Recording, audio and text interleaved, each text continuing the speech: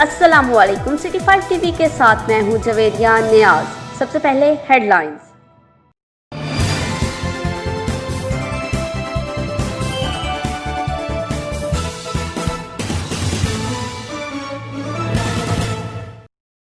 आज दुनिया के मुस्लिम ममालिक की तरह पाकिस्तान में भी सूरज ग्रहण का नजारा किया जा रहा है। वजीराबाद शहर और गिरदोनवा में सूरज ग्रहण के बाद रोशनी में वासिया कमी हो गई। टीवी माहिरीन की हिदायत के पेश नजर बड़ों की जानिब से बच्चों को सूरज ग्रहण का नजारा करने से मना किया जा रहा था। ताहम बच्चे इस नज़ारे के लिए खसूसी एनको और एक्स-रे फिल्म का इस्तेमाल करते नजर आ रहे हैं। तफसीलात से आगाह कर रहे थे हमारे नुमाइंदे साजिद हुसैन पर। खबरों से बाखबर रहने के लिए हमारा पेज जरूर लाइक करें। जवेरिया न्याज़ को दीजिए इजाजत। अल्लाह निगहबान।